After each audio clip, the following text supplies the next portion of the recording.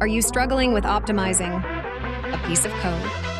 To find the minimum occurrence of coins 1, 2, and 5 that gives a result of 11, here are a few examples to help you understand the process. In the given code, we have a loop that iterates through all possible combinations of coins 1, 2, and 5 to find the minimum occurrence. That sums up to 11. However, this approach can be optimized using a mathematical approach. By using a simple mathematical formula, we can calculate the minimum occurrence of coins 1, 2, and 5 that gives a result of 11.